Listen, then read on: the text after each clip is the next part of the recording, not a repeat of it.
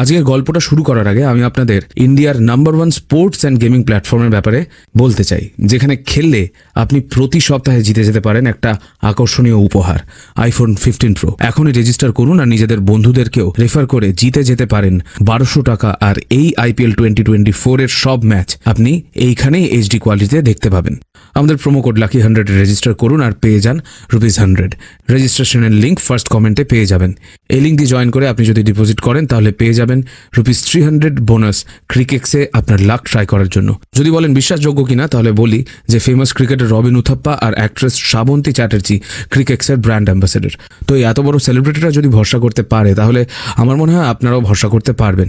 Crickex একটা world class platform, যেখানে আপনি অনেক গেমস খেলতে পারবেন, যেরকম ফ্লাই অ্যান্ড উইন, অ্যাভিয়েটার এবং আরও অনেক। এখানে ডিপোজিট অ্যান্ড উইথড্রল খুবই ইজি আর সিকিওর। তো তাড়াতাড়ি যান, পিন কমেন্টের লিঙ্ক দিয়ে জয়েন করুন আর পেয়ে যান ₹300 র্যাপিড বোনাস। নমস্কার, 221B হ্যারিসন রোড থেকে বলছি। আমি সুমিতেন্দ্র, আর আমার সাথে রয়েছে প্রত্যয়। আজ আপনারা শুনবেন তালদিঘি অডিওভার্সের এপিসোড নম্বর 29, কাল রাত্রির সেই রাত। এই এপিসোডের স্ক্রিপ্ট আর রিসার্চে লেখিকা অনিন্দিতা নাথ এবং আমি সুমিতেন্দ্র। বিভিন্ন চরিত্রে রয়েছে মধুরা, প্রদীপ্তা, অনন্যা, শুভম, নীল, শুভদীপ, আদিত্য, সৌরভ রায়, প্রত্যয় আর আমি সুমিতেন্দ্র। আমি জানি এই এপিসোডটার জন্য সবাই কতটা ওয়েট করে আছেন, আর কথায় আছে সবুরে মেওয়া ফলে। তাই একটা নয়, ব্যাক টু ব্যাক পর দুটো এপিসোড আসবে তালদিঘির। অ্যান্ড আই হোপ আপনাদের গল্পগুলো ভাল লাগবে অ্যাজ ইউজুয়াল। তাহলে আর দাঁড়াতে হবে না, ট্রেন চলে এসেছে, চলুন তালদিঘিতে যাই। এখন অবধি তালদিঘিতে অনেক দিন নির্বিঘ্নে কেটেছে, কিন্তু এবারে শীতকালে তালদিঘিতে উত্তরে হাওয়ার সাথে ভেসে এসেছিল এক পচা গন্ধ। ঠাকুরমশাই বলেছিলেন যে এমন গন্ধ নাকি যে বারে আসে উত্তরের শালবন থেকে, সে বারেই এক অনর্থ নেমে আসে তালদিঘিতে। তবে বোধহয় আর কিছু হবে না। পুরো গল্পটা ঠাকুরমশাই বলেছিলেন সেদিন। তা যাক, কয়েকদিন ছুটি কাটিয়ে আবার নির্বিঘ্নে মাস্টার ফিরেছে তালদিঘিতে, আবার সেই আড্ডা।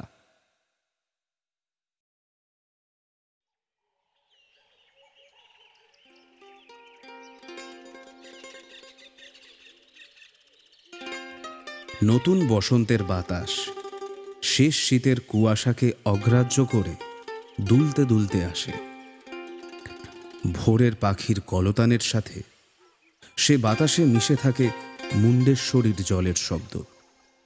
কিন্তু আজ যেন আরও কিসের একটা শব্দে ঘুমের জালটা ছিঁড়ে যাচ্ছে বারবার।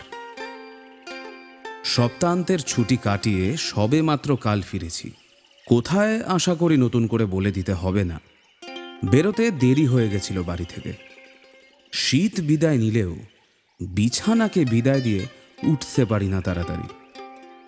কাজেই গ্রামে ঢুকতে ঢুকতে প্রায় রাত। এদিকটায় এখনো কুয়াশা পড়ছে। ভোরের দিকে মাঠঘাট ফাঁকা প্রান্তর পাতলা কুয়াশার চাদর গায়ে যেন ঘুমিয়ে থাকে নিশ্চিন্তে। শহরে এ দৃশ্য বিরল। সন্ধেবেলা বাড়ি ঢুকতেই শুরু হলো বৃষ্টি। এমন সময় জিনিসপত্রে হাত দিলে বোঝা যায় না কোনটা ঠান্ডা আর কোনটা ভিজে। বিছানা তো নয়, যেন আইসক্রিমের ফ্রিজ। যাই হোক, শরীরটা ক্লান্ত ছিল, তাই চাদর মুড়ি দিয়ে কিছুক্ষণ গা গরম করে নেওয়ার পর ঘুমিয়ে পড়লাম।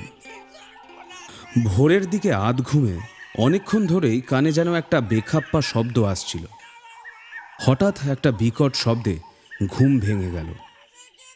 উত্তর দিকের জানলাটা খুলে দেখি চারদিকে ঘন কুয়াশা। আর সেই ঘন কুয়াশার ওপর ভর করেই দূরে কোথা থেকে যেন একটা কোলাহলের শব্দ, আর মাঝে মাঝে আবার একটা কান্নার শব্দ ভেসে আসছে। এ যেন ঠিক দুঃখের কান্না নয়, আতঙ্কের কান্না। ব্রাশে লাল মাজন লাগিয়ে বেরিয়ে পড়লাম। উঠোনে নেমে দেখি ঠাকুরমশাইয়ের দরজাটাও বন্ধ। আশ্চর্য, ব্রহ্ম মুহূর্তে ঠাকুরমশাই জপে বসেন। কুয়াশা পেরিয়ে গাবতলায় এসে দেখি ফটিকের চায়ের দোকানটাও বন্ধ। আজ সবার হলো কি? দূর থেকে কান্নার শব্দ এখনো ভেসে আসছে। এতক্ষণে একটা চেনা মুখ দেখা গেল। বাজারের ব্যাগ ঝোলাতে ঝোলাতে উপস্থিত হলেন কনকনাথ কর্মকার মশাই। মাস্টার, বেরিয়েছিলুম একটু খেজুরের রস আনতে। ভেবেছিলাম বেতাইয়ের দিকটাতে যাব, কিন্তু তার হবে না বোধহয়, বুঝলে? কেন বলুন তো? আরে শুনতে পাচ্ছ না? আরে হ্যাঁ, ওই শুনেই তো বেরোলাম। আরে মধুর বাড়িতে কি নাকি বিপদ হয়েছে। আমি নিজের চোখে দেখিনি এখনো। চলো। হ্যাঁ হ্যাঁ, চলুন। দুজনে মিলে হাঁটতে হাঁটতে মধুখুড়োর বাড়ির সামনে এসে দেখি লোকের মাথা লোকে খাচ্ছে এই ভোরে। আমাদের দেখতে পেয়ে নিবারণ ভাদুরী ভিড় ঠেলে বেরিয়ে এলেন। আরে ভাদুড়ি যে, ব্যাপার কি ভায়া? আর ব্যাপার, মধুদের বাড়ির গোয়ালের একটা গরু কিভাবে যেন মারা গেছে। সকালে উঠে গরু দুটোকে বার করতে গিয়ে শশী, মানে ওর ছেলে, দেখে তো একেবারে চিৎকার করে বাড়ি মাথায় তুলে দিয়েছিল। বাড়ির মেয়েরা তো ভয়ে একেবারে সিটিয়ে গেছে। এমন অলক্ষণে ব্যাপার জন্মেও দেখিনি। যাও, ভেতরে গিয়ে দেখে যাও। মধু তখন থেকে পাগলের মতো বকেই চলেছে, তাকে আর থামানো যাচ্ছে না। আমরা লোক ঠেলে ভিতরে গিয়ে দেখি উঠোনের এক কোণায় গোয়াল ঘরের সামনে একটা জল ভর্তি মেজলার পাশে একটা মস্ত গরু ধরাশায়ী হয়ে পড়ে আছে। চোখ দুটো বন্ধ, জিভ বেরিয়ে গেছে, চারটে পা পিছনের দিকে বাঁকানো, যেন জোর করে ওকে কেউ একটা বড় পাইপের মধ্যে ঢুকিয়ে দিয়েছিল। গোটা শরীরটাতে একটা শুটিয়ে আসা ভাব, আর একটা পাতলা আঠালো শ্লেষের পরতে ঢাকা। অত বড় মরা প্রাণীটাকে ঘিরে এখন ভন ভন করছে অজস্র মাছি। বাতাসে একটা বোটকা আঁশটে গন্ধ। উপস্থিত লোকজনের চোখে মুখে আতঙ্কের ছাপ স্পষ্ট। ইতিমধ্যে মধুখুড়োকে ভেতরে নিয়ে যাওয়া হয়েছে, তবে সে এখনো প্রলাপ বকছে। পরিবারের এক একজন আতঙ্কিত সদস্যকে ঘিরে কিছু লোকজন। দৃশ্যটা চোখে দেখা যায় না। শান্ত নিস্তরঙ্গ গ্রাম এই তালদিঘি। এখানে এরকম একটা দৃশ্য কল্পনা করা প্রায় অসম্ভব। খালি পেট, গা গুলিয়ে উঠল। এক ছুটে বাড়ির দিকে রওনা দিলাম।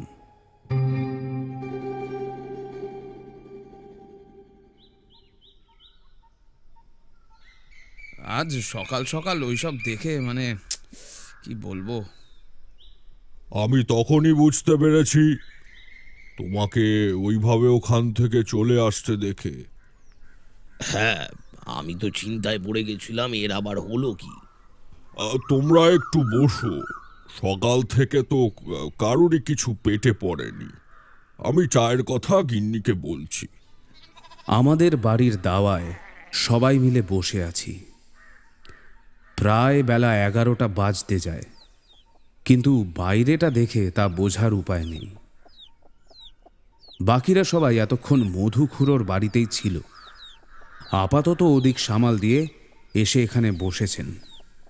কিছুক্ষণ পর ঠাকুরমশাই অন্দর থেকে মুড়ি, নাড়ু আর চা নিয়ে আসলো। আমরা সবাই মুড়ি চেবোচ্ছি আর মাঝে মধ্যে নাড়ুতে কামড় বসাচ্ছি। মৌনতা ভঙ্গ করে ঠাকুরমশাই বললেন, কাল সারা রাত আমি দু চোখের পাতা এক করতে পারিনি। যখনই ঘুমোনোর চেষ্টা করি, কিসের একটা চিৎকারে ঘুমটা ভেঙে যায়।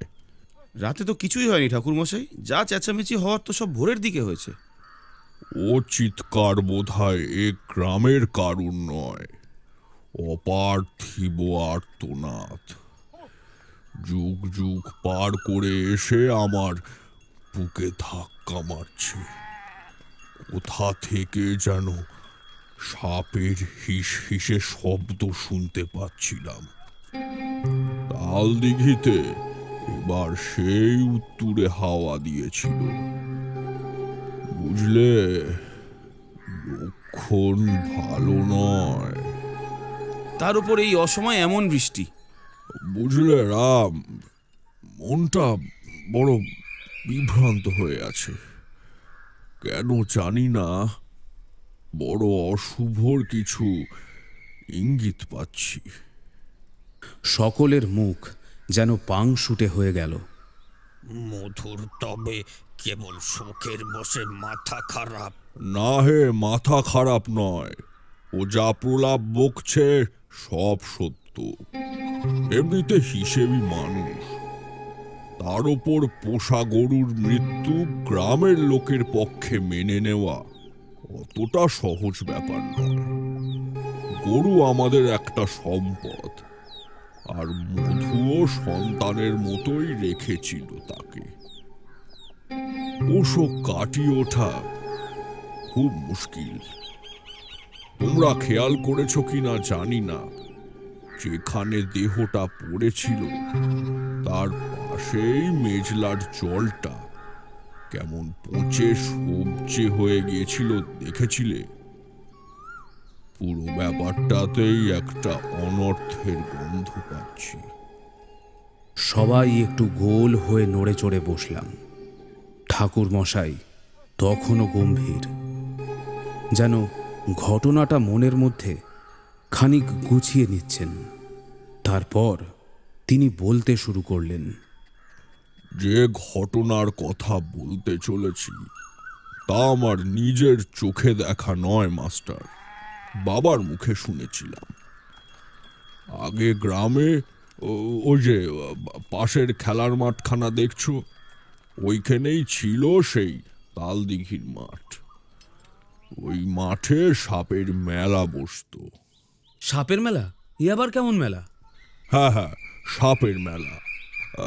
তাহলে সেই কথা বলি, শোনো। ওই যে আমাদের বাড়ির পাশের খালি জায়গাটা, সেটারই এক অংশে ছিল তাল দিঘি, একটা মিষ্টি জলের হ্রদ। ওই দিঘিখানা কেমন ভাবে হয়েছিল তারও একটা গল্প আছে, সে পরে বলবো না হয়। আর এর পাশ থেকে শুরু করে নদী বরাবর একেবারে সেই দক্ষিণ দিকে গ্রামের শেষ প্রান্তে বাইগাছি পাড়ার মনসাতলা অবধি ছিল তালতলার মাঠ। এই এত বড় ধুধু প্রান্তর জুড়ে শ্রাবণ মাসে মনসা পুজোর সময় বসতো সাপের মেলা, বুঝলে? দেশ দেশান্তর থেকে সাপুরের দল, বেদ বেদিনীর দল, তার সাথে বাউল ফকিরদের দল ভিড় জমাতো এই মেলায়। তবে মেলায় শুধু সাপ নয়, সবই পাওয়া যেত, কিন্তু ওই বেদেদের খেলাই ছিল মূল আকর্ষণ। শ্রাবণ মাস বলছেন, তখন তো খুব বৃষ্টি। তা বটে, তবে গ্রামে গ্রামে এই মেলাগুলোই তো তখন ছিল ব্যবসা বাণিজ্যর প্রধান কেন্দ্র। আর তাছাড়া মনসার আশীর্বাদ যে ছিল না তা নয়। দেশ বিদেশের কত রকমের আসবাবপত্র, হাড়ি, কলসি, চুবড়ি, খেলনা, গয়না, আয়না, চিরন, আরো কত কি। তবে দেশ বিদেশ বলতে মূলত এই বিভিন্ন জেলার কথাই বলছি। ধরো, মাঝে মধ্যে সত্যিকারের বিদেশি মালও যে পাওয়া যেত না তা নয়। মাঠ ভরা তাঁবু, ছাউনি, লোকে লোকারণ্য, বাজিগরের খেলা, বাঁদরের নাচ, ভাল্লুকের নাচ, কিন্তু ওই সবচেয়ে যেটা ভিড় টানত তা হলো বেদেদের সাপের খেলা। তা সেবার একদল বেদের খেলা দেখে সবার চোখ লেগে গেল। একটা মেয়ে হঠাৎ করে সাপ হয়ে যায়, আবার সাপ থেকে মেয়ে মানুষ হয়ে যায়, একেবারে লোকচক্ষুর সামনে। অদ্ভুত ভেলকি। সেবার নাকি বেশ 2 পয়সা করেছিল। পৃথিবীতে এক শ্রেণীর মানুষ আছে যারা কুঁড়ে অথচ ভাবুক। তারা বসে বসে দিন রাত ভাবতে পারে, কিন্তু খাটতে পারে না।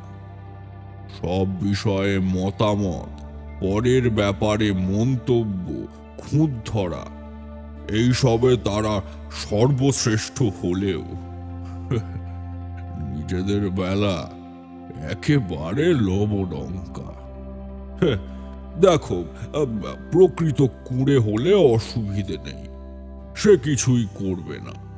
আবার প্রকৃত ভাবুক হলেও অসুবিধে নেই, কিন্তু এই কুঁড়ে ভাবুক গোছের মানুষজনের থেকে সাবধান।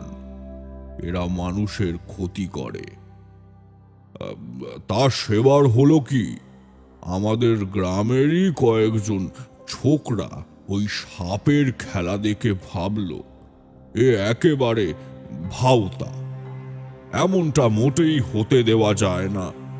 গ্রামের লোকেদের মাথায় হাত বুলিয়ে এরা রাতারাতি পয়সা করবে, তা হয় কি করে? আসল কাজালাটা ছিল সেখানে, এত পয়সা করবে। এক রাতে কয়েকজন ওই সাপুড়ে বেদের দলকে সুরাপান গল্প গুজব করে ব্যস্ত রাখল, আর ওদিকে একদল ওদের চোখের আড়ালে তাঁবুতে ঢুকে ওই সাপটাকে পিটিয়ে মেরে ফেলল। যে বেদের সাপ, মানে যে খেলা দেখাতো, সেও এত বুঁদ হয়েছিল যে ওদের ষড়যন্ত্র ধরতে পারল না। রাতভর মদ খেয়ে সেই বেদে সে রাত আর তাঁবুতে না ফিরে বাইরেই পড়ে রইল। কিন্তু হায়, সকালে লোকজনের চেঁচামেচিতে ঘুম ভেঙে দেখে তাঁবুর ভেতর তার নিজের মেয়ে মরে পড়ে রয়েছে, গায়ে কাল। মানে সাপটাকে মেরেছিল বললেন যে? বাকিটা শোনো। শুধু সাপ মরলে তো হয়েই গেছিল। সেদিন এক মেয়ে মরা বাবার বুক ফাটা চিৎকারে কেঁপে উঠেছিল এই তালতলার মাঠ। হট্টগোল শুনে সবাই মেলার মাঠে ভিড় জমালো। চেঁচামেচি, কথা কাটাকাটি শেষ করে একেবারে প্রায় দাঙ্গা লাগার অবস্থা। তবে কিছুতেই আর তখন বেরোলো না যে এই কুকর্মটা কাদের। এর মধ্যে সেই বেদে নিজেকে খানিক সামলে তার মৃত মেয়ের কষ বেয়ে গড়ানো রক্তে নিজের হাত রাঙিয়ে পাশে রক্ত লাগা এক মুঠ মাটি হাতে তুলে নিল। এই অবাক কাণ্ড দেখে সকলে 2 পা পিছিয়ে গেল। তার সঙ্গীরা কিছু আন্দাজ করে এগিয়ে আসতে চাইল, কিন্তু কন্যা বিয়োগে কাতর রক্তবর্ণ চোখের দিকে তাকিয়ে তারা থমকে দাঁড়িয়ে পড়ল। এবার সেই বেদে বিড়বিড় করে কিছু একটা মন্ত্র পড়ল একেবারে সবার সামনে। তারপর মাটিতে একটা ছোট ত্রিভুজ এঁকে ওই রক্ত মাখা মাটির দলাটার উপর রেখে একা একা হেঁটে চলে গেল সেখান থেকে। আর এলো না। ওর তাঁবু, ওর জিনিসপত্র সব ফেলে রেখে চলে গেল। ওর মেয়ের মৃতদেহটাও ওখানেই পড়ে থাকলো। কেউ তখন আটকায়নি কেন? কি জানি রবি, সে কথা বলতে পারবো না। হয়তো ভয়ে, বা ভেবেছিল খালি হাতে এদিক ওদিক বেশি দূর আর কোথাও যাওয়া যাবে না। কিন্তু সে যে সেই গেল, আর এলো না। সেবার মেলা অসময় ভেঙে গেল। ওই দলের বেদেরাও মেয়েটার দেহ না নিয়ে সেই রাতের অন্ধকারেই মিলিয়ে গেল। মেয়েটির সৎকারের ব্যবস্থা করেছিল শেষে গ্রামের লোকেরাই, কিন্তু সেখানেও বাধা। গ্রামের ডাকাবুকো অনেকে গিয়েছিল সৎকার করতে, কিন্তু কি হলো জানো? মেয়েটির চিতা যখন প্রায় অর্ধেক শেষ, তখন দেখা গেল যে দেহটা একটুও পড়েনি। ভয়ে সবার মুখ ফ্যাকাশে, এমনকি ডোমও ভয় পেয়ে গিয়েছিল। এমন সময় একেবারে ফটফটে পরিষ্কার আকাশে হঠাৎ ঘন কালো মেঘ এসে হাজির। মনে হচ্ছিল যে কোনো মুহূর্তে বৃষ্টি নামতে পারে। এদিকে এলোপাথারি হাওয়ায় চিতার শিখা একেবারে আকাশ ছুঁই ছুঁই।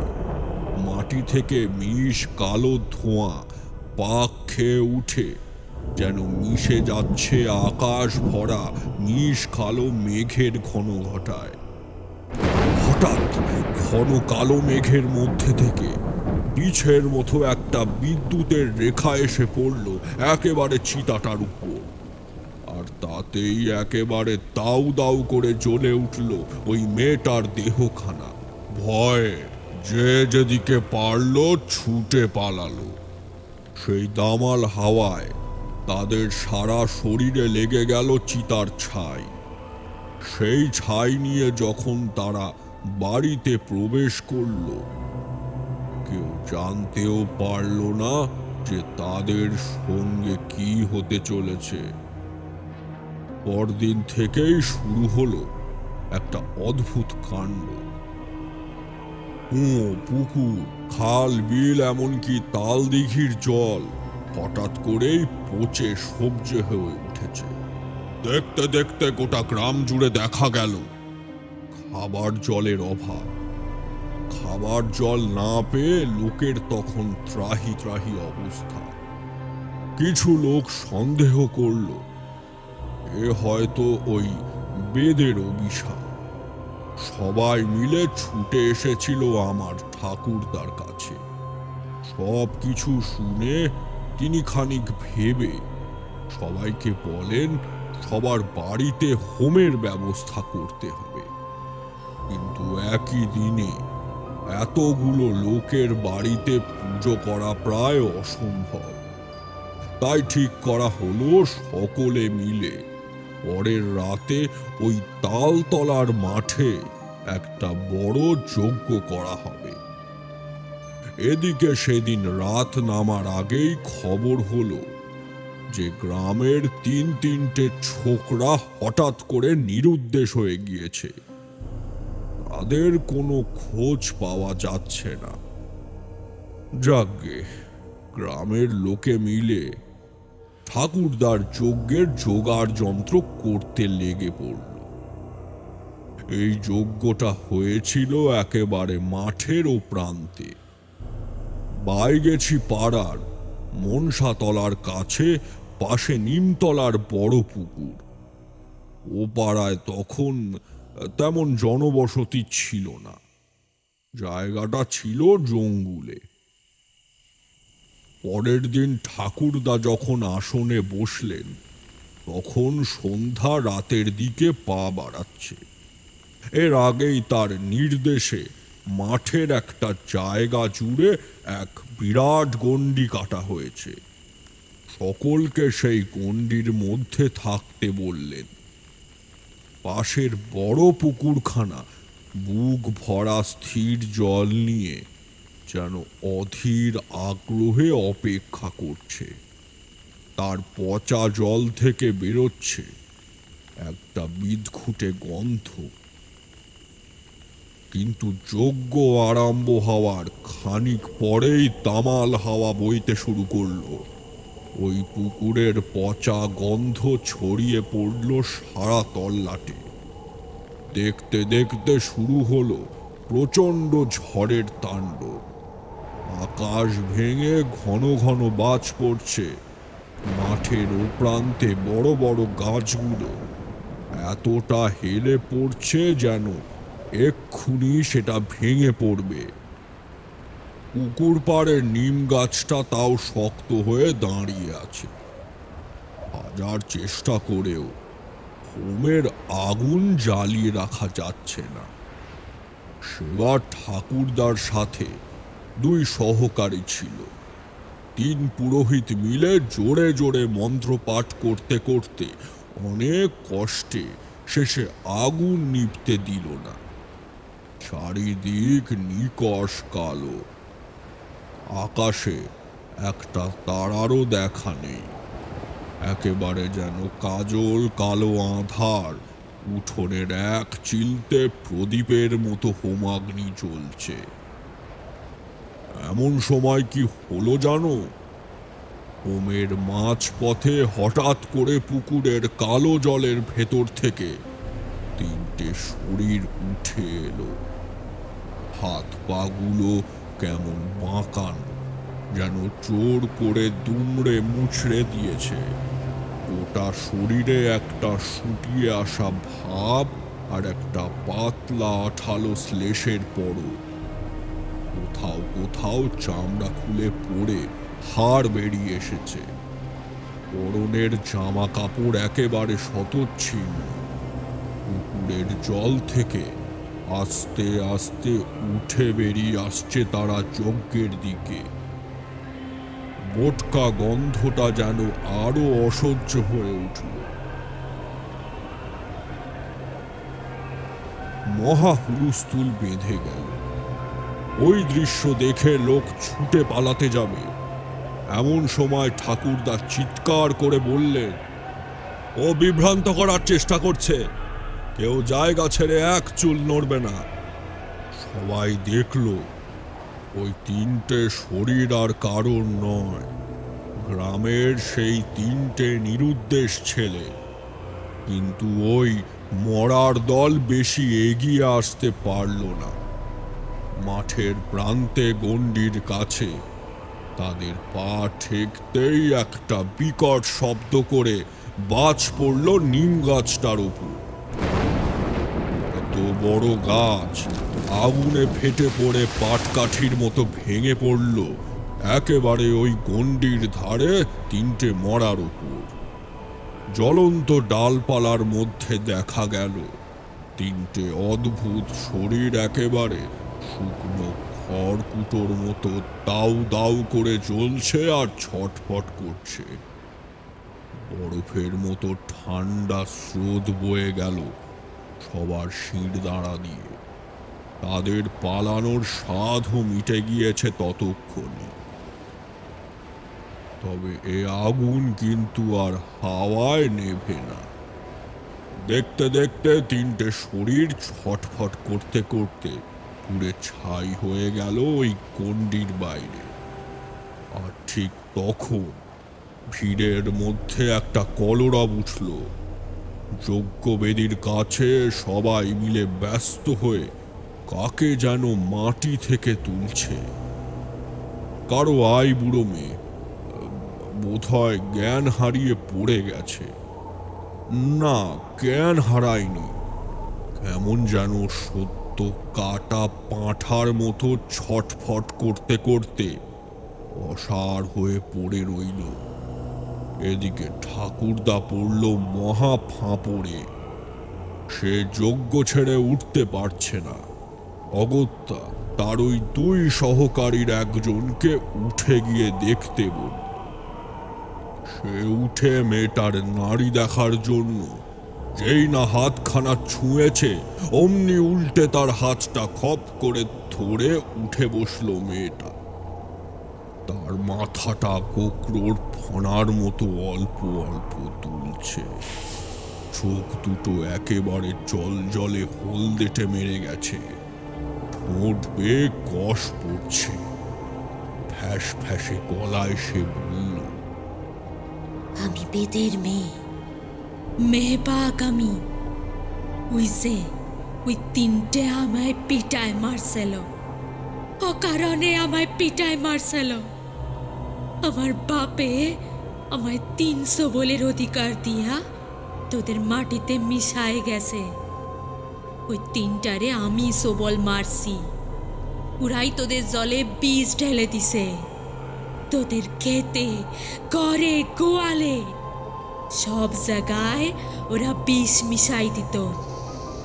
কিন্তু পুরুত, তুই ওদের শেষ করিয়া দিলি।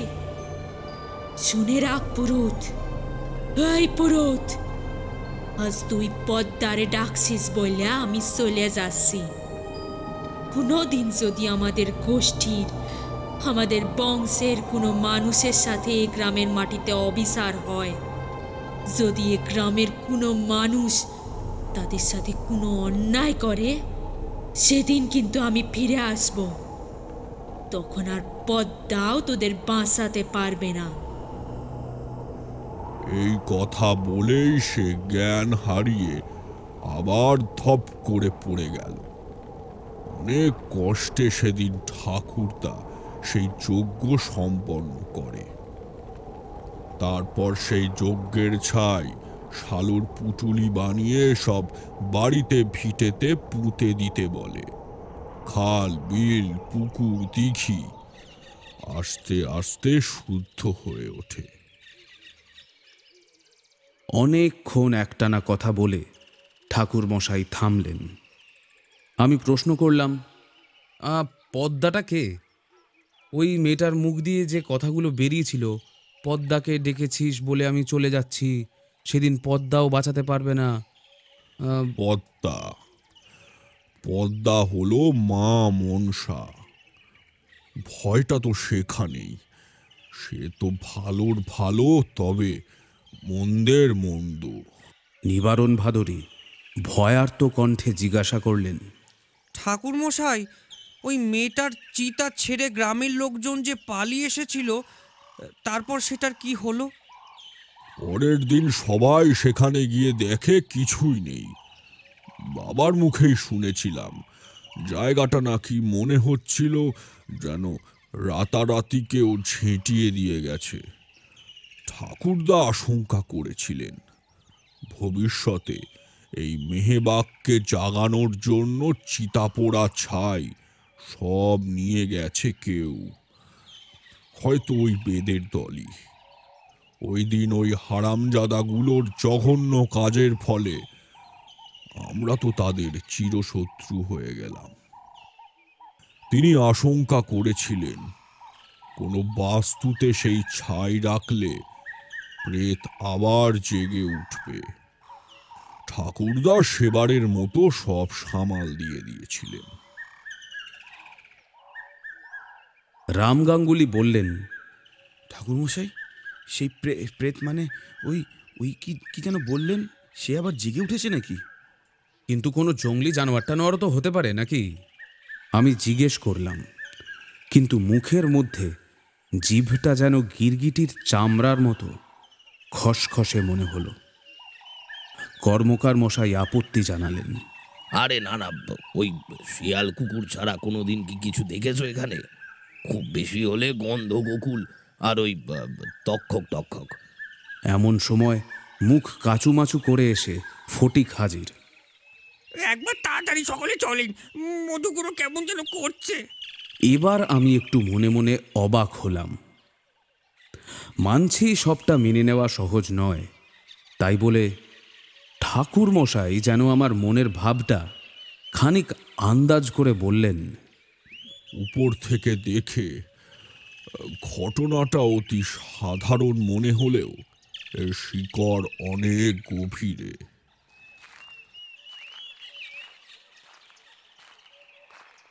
গিয়ে পৌঁছলাম মধুখুড়োর বাড়ি। আকাশে আবার আস্তে আস্তে মেঘ জমতে শুরু করেছে। শীত, গ্রীষ্ম, বর্ষা যে কোনো সময় হোক আমার বৃষ্টি ভালো লাগে, কিন্তু আজ এই মেঘলা আকাশ দেখে বুকের ভেতরটা কেমন যেন করে উঠল।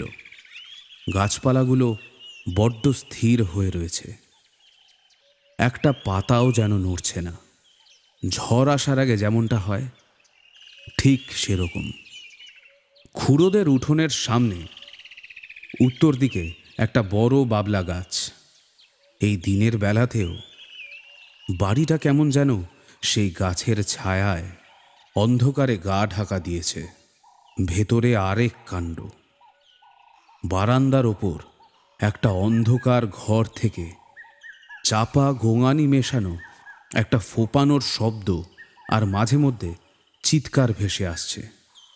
বারান্দায় চিন্তিত মুখে দাঁড়িয়ে রয়েছে তার ছেলে বউরা।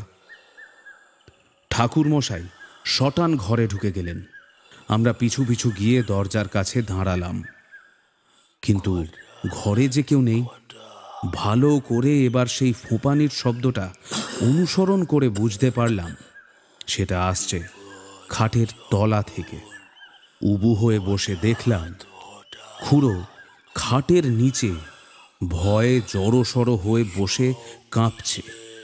তার চোখ দুটো একেবারে কোটরে বসে গিয়েছে। ঠাকুরমশাই বললেন, মধু, খাটের নিচ থেকে শিগগিরই বেরিয়ে এসো। কোনো হেলদোল হলো না। ঠাকুরমশাই বেশিক্ষণ ওভাবে বসে থাকতে পারেন না, বয়স হয়েছে। উঠে দাঁড়িয়ে মধুখুড়োর ছেলেকে বললেন, এই অবস্থায় বাড়িতে ফেলে রাখা যাবে না, এক্ষুনি ডাক্তারের কাছে নিয়ে যাবার ব্যবস্থা করো বাবা। আগে হ্যাঁ জেঠামশাই। হ্যাঁ, নার্ভ ফেল করেছে মনে হচ্ছে, এক্ষুনি বেরিয়ে পড়া চাই। বহু কষ্টে গাঙ্গুলি মশাই, রবি আর ফটিক মিলে খুড়োকে এক প্রকার টেনে হিঁচড়ে খাটের তলা থেকে বার করল। সেই সময় তার কি চিৎকার! মধু, তুমি ঠান্ডা হয়ে বসো। খুড়োর কথা শুনে পায়ের কাজটা কেমন যেন সুরসুর করতে লাগলো। মনে হলো ঘরের কোনো কোণা থেকে বোধহয় একটা সাপ বেরিয়ে পায়ের উপর দিয়ে তার হরহরে ঠান্ডা ভেজা শরীরটা ছুঁয়ে চলে যাবে। একটা ভ্যান ডেকে এনে খুড়োকে নিয়ে তার ছেলে শশী গোবিন্দপুর হেলথ সেন্টারের উদ্দেশ্যে রওনা হলো। আমি সঙ্গে রবিকে পাঠিয়ে দিলাম। মধুখুড়োর ছেলে মানে শশীরও যা অবস্থা, অবশ্য কারই বা হবে না। বাড়ির মেয়ে বউরাও ভয় সিটিয়ে গেছে। শশীর বউয়ের তো মুখ চোখ একেবারে বসে গিয়েছে। বেচারি, অল্প বয়স, ছোট্ট মিষ্টি মুখটাতে এখনো শৈশবের সরলতার আভাসটাও পুরোপুরি কাটেনি। ঠাকুরমশাই বাড়ি থেকে আনা গঙ্গা জল দিয়ে গোয়ালঘরের সামনেটা, যেখানে গরুর মৃতদেহটা পড়েছিল, একটু শুদ্ধ করে দিলে আমরা এবারে যে যার বাড়ি ফিরে গেলাম। বাড়ির মেয়ে বউদের আশ্বস্ত করে এলাম যে পরে এসে খোঁজ নিয়ে যাব আবার।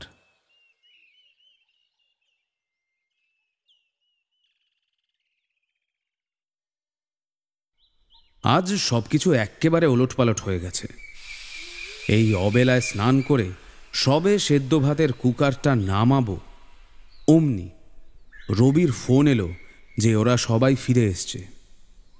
রবি ফোন করেছিল আমার ফোনে। ঠাকুরমশাইকে খবরটা দিতেই তিনি একটু পরে একটা পুরনো লাল ঝোলা কাঁধে করে আমাকে নিয়ে বেরোলেন। ওখানে গিয়ে রবি আর শশী মানে মধুখুড়োর ছেলের মুখে শুনলাম যে স্নায়ুর উত্তেজনাটাকে বশে আনার জন্য ওই মেলাটোনিন জাতীয় কয়েকটা মামুলি ওষুধ ধরিয়ে দিয়েছে, আর বলেছে ওই কয়েকটা দিন একটু গরম জলে স্নান টান করতে ইত্যাদি ইত্যাদি। হাসপাতালে ভর্তি করার মতো কিছুই হয়নি। মোট কথা, হেলথ সেন্টারের নতুন ডাক্তারবাবু ব্যাপারটাকে বিশেষ আমল দেননি।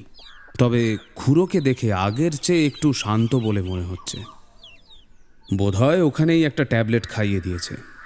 একটু ঝিম ধরেছে বোধহয়, তাই কারোর সাথে বিশেষ কথা বলছে না। মধুখুড়োকে একটা ঘরে শুইয়ে দিয়ে শশী যখন বেরিয়ে এসে কলপারে হাত পা ধুচ্ছে, তখন ওর বউ আমাদের হাতে 1 কাপ করে গরম চা তুলে দিতে দিতে বলছে, চা বসাতে কি একটু দেরি হয়ে গেল মাস্টার দাদা? কিছু মনে করবেন না, আসলে উনুনটা না ধরতেই চাইছিল না। এই তো, আমাদেরও তো সকাল থেকে কিচ্ছু মুখে পড়েনি।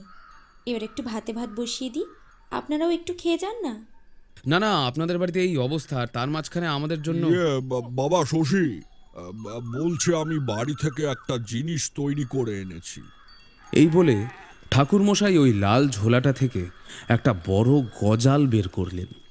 তার ডগার দিকে লাল সুতো পেঁচানো। এটা উত্তর পানে তোমাদের ওই বাবলা গাছটার গোড়ায় পুঁতে দিও, তাহলে আর আজ রাতের মতো কোনো বিপদ হবে না। মনে হচ্ছে নজরটা মধুর ওপরেই পড়েছে। জি আজ্ঞে জ্যাঠামশাই, আপনি একেবারে চিন্তা করবেন না। কি গো শুনছো? হ্যাঁ, ওই যে জ্যাঠামশাই থেকে ওটা নিয়ে রাখো তো, আমি একেবারে স্নান সেরে মাটিতে পুঁতে দেবো। ইয়ে ঠাকুরমশাই, আমার না হাত সগড়ি, ওই যে মিট কেসের ওপর একটু রেখে দেবেন। হ্যাঁ মা, তুমি ব্যস্ত হয়েও না। যাক, আজকের মতো তবে নিস্তার পাওয়া গেল। কিন্তু ঠাকুর মশাইকে খুব তাড়াতাড়ি একটা উপায় বের করতে হবে। বাড়ি ফেরার পথে ওনার মুখ দেখে স্পষ্ট বুঝতে পেরেছি যে খুড়োর বিপদ এখনো কাটেনি। সকাল থেকে কখন যে সময়টা কেটে গেল কিছু ধরতেই পারলাম না। কুকারের মধ্যে সেদ্ধ ভাত ততক্ষণে ঠান্ডা হয়ে গেছে, তাতে আর ঘি গলবে না। কি জ্বালাতন!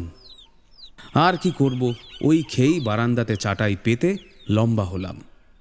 তাও এখানে মাঝে মধ্যে দমকা হাওয়া দিচ্ছে। জ্যাঠামশাই, জ্যাঠামশাই, তাড়াতাড়ি দরজা খুললেন জ্যাঠামশাই, সর্বনাশ ঘটে গেছে। ঘুমিয়ে পড়েছিলাম, আতঙ্কে ভরা কণ্ঠস্বরগুলো সবার আগে আমার কানেই ভেসে এলো। বারান্দায় ছিলাম, ধরফর করে উঠে দাঁড়িয়ে দেখি দালানের ওপারে ঠাকুর মশায়ের দরজার সামনে জনা পাচেকের সাথে শশী। বেলা বোধহয় 3:30 বাজে। দরজা খুলে গেল। চোখ ডলতে ডলতে ঠাকুর মশাই বেরিয়ে এলেন, আমিও বেরিয়ে গেলাম। আচমকা ভাত ঘুম ভাঙায় রীতিমতো ভ্যাবাচেকা খেয়ে গেছিলাম দুজনেই। কিন্তু ওদের মুখের কথা শুনে এবারে প্রায় পাথরের মতো স্তম্ভিত হয়ে গেলাম। মধুখুরো হাওয়া, অত্যাধিক উত্তেজনায় পাড়া প্রতিবেশীদের সাহায্যে শশী যা বলল তার সারমর্ম এই। তখন আমরা চলে আসার পর স্নান টান করে উঠে শশী ঠাকুর মশায়ের কথা মতো গজালটা নিয়ে বাবলা গাছের কাছে পুঁতে দেয়। তারপর তারা খেয়ে দিয়ে শুয়ে পড়ে। শশী আর তার বউ এক ঘরেই শোয়, আর মধুখুরো তার স্ত্রী আরেক ঘরে। কিন্তু খুড়োর শরীর খারাপ, তাই তার গভীর ঘুম দেখে তারা তিনজন একসাথে পাশের ঘরে শোয়। কিন্তু একটু আগে কলঘরে যেতে গিয়ে শশী দেখে পাশের ঘরের দরজাটা হাট করে খোলা, আর ভেতরে বিছানা ফাঁকা। কিন্তু জ্যাঠামশাই, আমি তো বাইরে গিয়ে হুড়কো টেনে দিয়েছিলাম, তাহলে বাবা খুললো কি করে? প্রাথমিক উত্তেজনাটা কাটলে মানুষ সাধারণত একটু ধাতস্থ হয়ে ওঠে, কিন্তু ঠাকুর মশায়ের মুখের দিকে তাকিয়ে মনে হলো তার যেন আর বিস্ময় কাটছে না। সবাইকে অবাক করে দিয়ে একটাও কথা না বলে ঠাকুর মশাই হন হন করে হাঁটা লাগালেন। এত বয়স্ক লোকটাকে ধরতে গিয়ে আমাদের সবাইকে প্রায় দৌড়তে হলো। জানি উদ্দেশ্য মধুখুরোর বাড়ি। চটপট কয়েকটা ফোন করে সবাইকে এর মধ্যে জানিয়ে দিলাম। কিন্তু রাস্তার মাঝেই ঘটল আরেক অঘটন। অন্যমনস্ক হয়ে হন হন করে হাঁটতে গিয়ে ঠাকুরমশাই বেকায়দা পড়ে গিয়ে পা মুচকে ফেললেন। সবাই গিয়ে ধরাধরি করে তোলার সময়টুকু পেলাম না, তার আগেই তিনি ব্যস্ত হয়ে খেঁকিয়ে উঠলেন, আরে চলো চলো, ওসব পরে হবে, তোমার বাড়ি নিয়ে চলো শশী, তাড়াতাড়ি। কিন্তু তিনি নিজে পা ফেলতে পারলেন না। বাঁ পাখানা ভালো মোচকেছে। ওনার সেদিকে কোনো হুঁশ নেই। অগত্যা আমার আর শশীর কাঁধে ভর দিয়েই তাকে নিয়ে যাওয়া হলো। বাড়ির বেড়াটা টপকাতেই ঠাকুর মশায়ের চোখ গেল একেবারে সেই বাবলা গাছের গোড়ায়। আমাদের আর কিছু বলতে হলো না, তাকে নিয়ে গেলাম সেদিকে। কোথায় পুঁতেছিলে? ও ও এই তো বলে শশী যেখানে দেখালো সে জায়গায় মাটিতে কেবল 2 আঙ্গুল ঢুকবে এমন চওড়া একটা গর্ত, ভেতরটা ফাঁকা। আমি নিজে হাতে পুঁতেছিলাম জ্যাঠামশাই, আপনি আপনি আমায় বিশ্বাস করুন। শশী গজালটা পুঁতেছিল, এ কথা তাকে আলাদা করে প্রমাণ করার দরকার পড়ল না। বাড়ির সকলেই তা দেখেছিল। কিন্তু ঠাকুর মশাইকে দেখে আমার চিন্তা হচ্ছিল বড্ড। একভাবে মাথা নিচু করে তিনি বসে রইলেন মাটির বারান্দার এক কোণে একটা খুঁটিতে ঠেস দিয়ে। এমন গুম মেরে থাকতে তাকে জন্মে দেখিনি। প্রায় 15-20 মিনিট পর রামগাঙ্গুলিরা সবাই এলেন। এর মধ্যে শশীর বউ চুন হলুদ গরম করে লাগিয়ে দিয়েছিল। সত্যি বয়স কম হলেও মেয়েটার শক্ত সামর্থ্য বলতেই হবে। ঠাকুরমশাই আপত্তি করেছিলেন, কিন্তু সে আপত্তি ধোপে টিকল না। তিনি শেষমেশ মুখ খুললেন, কিন্তু মাথা তুললেন না। কি করে যে গজালখানা মধু মাটি থেকে তুলে ফেললো বুঝতে পারছি না। ওর জিনিস ধরতে গেলে তো ওর হাত একেবারে পুড়ে যেত। তবে কি কোনো ন্যাকড়া বা গামছা দিয়ে ধরলো? মাস্টার, চরণ, গ্রামের সকলকে এখানে ডাকো। মহা বিপদ নেমে এলো দেখছি। যাও যাও, বিকেল হয়ে আসছে, তাড়াতাড়ি যাও। বিনা বাক্য ব্যয়ে রাম গাঙ্গুলি, চরণ ঘোষ, নিবারণ ভাদুরী আরও 4-5 জনকে নিয়ে বেরিয়ে গেলেন।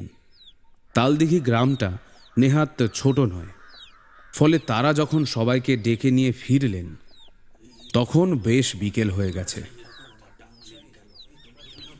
প্রত্যেক পাড়া থেকেই জনা 3-4 লোক জোগাড় হয়েছে। কারোর মুখে কৌতূহল, কারোর ভয়। সবার মনেই বোধহয় একটা প্রশ্ন, যে এখানে কেন ডাকা হলো। যারা আজ সকালে এসেছিল তারা সেই কথা বাকিদের বিবরণ করছে। ঠাকুরমশাই অবশেষে পাশের খুঁটিটা ধরে উঠে দাঁড়ালেন। শোনো হে সকলে, আমাদেরই কিছু পূর্বপুরুষের কুকীর্তির ফলে আমাদের এই তালদিঘি অভিশপ্ত হয়েছিল। সে বহু যুগ আগের কথা। এখন প্রায় আমরা ভুলতে বসেছি, কিন্তু ভুলতে চাইলে কি আর সব ভোলা যায়? আমি যা বলবো তা যদি অক্ষরে অক্ষরে না পালন করেছ তবে মরেছ, আর তার সাথে বাকিদেরও বিপদ বাড়িয়েছ, বুঝলে? সর্বনেশই বটে। এখন যা যা বলছি তা কান খুলে শুনে রাখো। আজ সারা রাত কেউ নিজের বাড়ির গণ্ডি পেরোবে না। রাতভর সবার বাড়িতে বাতি জ্বলবে। তুলসী মঞ্চে এখনই সকলে গিয়ে প্রদীপ দেবে, বড় প্রদীপ। বাড়ির লোকেরা বাইরে থাকলে তাদের বলে দাও যেন আজ রাতে আর গ্রামে না ঢোকে। মোট কথা, রাস্তায় যেন একটা প্রাণীরও পা না পড়ে। যত গরু ছাগল আছে তাদের একেবারে বেঁধে তালাবন্ধ করে রাখো। হাঁস মুরগি ভেতরে পুড়ে রাখো। কোনো দরকারে আজকে কেউ বেরোবে না। দরকার হয় ফোনাফুনি করে নেবে। প্রতিটা বাড়িতে যেন আজ এই খবর পৌঁছায়, যে পাড়া থেকে যে যে এসেছো এটা তোমাদের দায়িত্ব। না করলে মহা বিপদ, আমি বারবার বলে দিচ্ছি। কিন্তু কেন ঠাকুর মশাই? আজ কাল রাত্রি নেমে আসবে আমাদের এই তালদিঘিতে। আমি ভয় দেখাচ্ছি না, তবে সতর্ক করা আমার কর্তব্য। যাও, এখনই সকলে ফিরে যাও। মনে রেখো, তোমাদের ভিটেতে সে ঢুকতে পারবে না। গৃহদেবতাই আমাদের রক্ষা করবে। এখন যাও, সকলে যাও। দিনের শেষ আলোর মতো ঠাকুরমশায়ের কথাগুলো সবার মুখে একটা অন্ধকার ছায়া ফেলেছে। ঠাকুরমশায়ের কথা এই গ্রামের কেউ অগ্রাহ্য করবে বলে আমার মনে হয় না। আস্তে আস্তে ভিড় হালকা হয়ে গেল। এ বাড়ির সকলকেও ঠাকুরমশাই বলে দিলেন বাইরে না বেরোতে। খুব দরকার পড়লে আমাদের কাউকে যেন ফোন করে নেওয়া হয়। আমরা সবাই হাঁটতে হাঁটতে গাবতলায় এলাম। এর মধ্যেই গ্রামের রাস্তাঘাট খালি হতে আরম্ভ করেছে। ঠাকুরমশাইকে ধরেছে রাম গাঙ্গুলি আর নিবারণ ভাদুরী। ফটিক বলল, আজ সকাল থেকেই তো ঝাঁপ ফেলে এদিক ওদিক করছি, এখন তাহলে তালা লাগিয়ে দিই। একটু জিরিয়ে নিলে ভালো হয়। আমার জন্য সবার বড্ড সমস্যা হচ্ছে।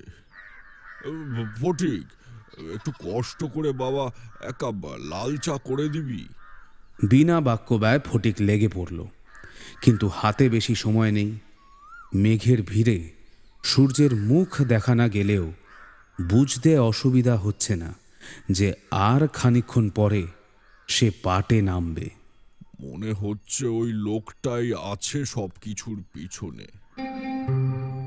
মধুটা বড্ড বাড়াবাড়ি করে ফেলল। আসলে সবই মায়ের খেলা। কথাটা শুনে সবার ভ্রু কুঁচকে গেল। কনকনাথ কর্মকার প্রশ্ন করলেন, লোক? কিসের লোক? না, তোমাদেরকে খুলে বলা দরকার। আর আমার যদি কিছু হয়ে যায়। এই অলক্ষণের সময় আপনার অলক্ষণে কথা না বললেই হচ্ছে না। কাজের কথা বলেন তো। মনে আছে কয়েকদিন আগে আমরা গাবতলায় বসেছিলাম, সেদিন বাড়ি থেকে ফোন এলো, আমায় তাড়াতাড়ি উঠে যেতে হলো।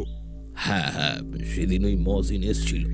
হ্যাঁ, আপনি বললেন মধুমুদি কি এক দরকারে যেন বাড়ি এসেছেন। তার মানে এই ঘটনা কেবল আজকের ব্যাপার নয়। ব্যাপারটা একটু খুলে বলেন তো। সকালে মধু ও প্রলাপ বকছিল কি এক কালো ছায়া এভাবে সব শেষ করে দেবে। তা সেদিন মধু আমার বাড়িতে এসে একটা অদ্ভুত ঘটনা বলল। তার দিন কতক আগের কথা। কয়েকদিন ধরেই মধু খেয়াল করেছে যে ওর দোকানের আশেপাশে একটা ভিখিরি ঘোরাফেরা করছে। মুখ চেনা নয়, ভিন গায়ের লোক। হাতে লাঠি, মুখে উস্কো খুস্কো চুল, দাড়ি, হাড় গিলে চেহারা, তবে একেবারে ময়লা নোংরা একখানা আলখাল্লা পরে ঘুরে বেড়াচ্ছে। দু একবার দোকানে এসে ভিক্ষেও চায় লোকটা। ও মধু 1-2 টাকা দিয়ে ভাগিয়ে দেয়, কিন্তু সে আবার ঘুরঘুর করতে করতে ফিরে আসে। এবার তাড়িয়ে দিতে গেলে ব্যাটা একটা পাউরুটির প্যাকেট হাতিয়ে দৌড়াতে যায়। কিন্তু ওই যে ওর দোকানের ছেলেটা দিনু হ্যাঁ হ্যাঁ, ওই দিনু 2 পা যেতে না যেতেই ওকে খপ করে ধরে ফেলে। আর তারপর মধু ব্যাটা দোকান থেকে বেরিয়ে এসে ওই পাউরুটির প্যাকেট ওর হাত থেকে ছিনিয়ে নিয়ে জুতো খুলে পেটায় লোকটাকে। মোটেই ভালো কাজ করেনি। কি বলবো, কিপটে বলে কিপটে। আর নিয়েছে ছেড়ে দে। কি দরকার আবার দোকান ছেড়ে বেরিয়ে এসে দুঘা মারার। তা ভিখিরিটা চলে যায়।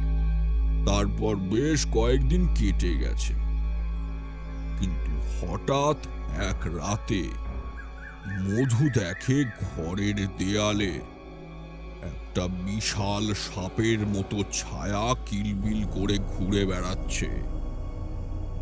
এই থেকেই অল্প অল্প করে সমস্যা শুরু হয়। প্রথমটায় সে বিশেষ আমল দেয়নি, চোখের ভুলটুল ভেবে কাটিয়ে দিয়েছিল। কিন্তু দিনে দিনে উপদ্রব বাড়তে থাকে। উনুনে কোনো কিছু রান্না চড়ালে রান্না যেন হতেই চায় না, কাঠ কয়লা জ্বলতেই চায় না। ওদের বাড়ির পিছনে কলপাড়ের কুয়োটার জলেও নাকি পচন ধরে যেতে শুরু করে তখন থেকে। আর যেদিনকেও আমার বাড়িতে এসেছিল তার আগের দিন রাতে নাকি একবার কল ঘরে যাবার জন্য যেই ঘাট থেকে নেমেছে, মনে হলো যে ওর পায়ের উপর দিয়ে একটা সাপ চলে গেল।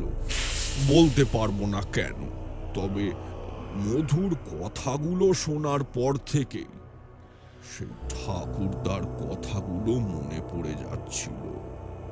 সেই মেলার কথা, সেই হতবাগিনী বেদের মেয়ের কথা। তা আপনি কিছু তখন কিছু করেননি? করেছিলাম অনেক কিছুই করে ঠেকনা দেওয়ার চেষ্টা করেছিলাম, কিন্তু প্রতিবারই কোনো না কোনো ভাবে আবার সেই ব্যাপার শুরু হয়ে যায়। কড়া পদক্ষেপটা আগেই নেওয়া উচিত ছিল। বুঝতে পারিনি যে ব্যাপারটা এতটা মারাত্মক হয়ে উঠবে। ফটিক চা নিয়ে এলো। চায়ে চুমুক দিতে দিতে রবি বলল, এই ফটিক, তোর দাদা দোকান বন্ধ করে এই রাস্তা দিয়ে ফিরবে না? হ্যাঁ তাই তো। ওকে একটু ফোন করে বলে দে এদিক দিয়ে না এসে একেবারে বাস রাস্তা ধরে চলে যেতে। ঘুরপথ হবে, কিন্তু বল যে ঠাকুরমশাই না করেছেন। আচ্ছা, আমরা তাহলে এখন কোথায় গিয়ে উঠবো? তুমি বাড়ি যাবে। তুমি, কনক, চরণ, নিবারুণ, তোমরা সবাই বাড়ি যাবে। না হলে তোমাদের বাড়ির লোকেদের দেখবে কে? কোনো কিন্তু নয়, যা বলছি চুপচাপ করো। ফটিক, তুই তো আজ বাড়ি যাবি না। রবি, তুমিও থেকে যাও। আমরা আমার বাড়িতে গিয়ে রাতটা জেগে থাকবো। মুন্ডেশ্বরীর কালো জলের গভীরে অপরাহ্নের আলো তলিয়ে যেতেই তালদিঘির ওপরে চেপে বসল সাঁঝবেলার অন্ধকার। রাস্তাঘাটে কেউ কোথাও নেই। আমাদের তাড়াতাড়ি বাড়ি ফিরতে হবে।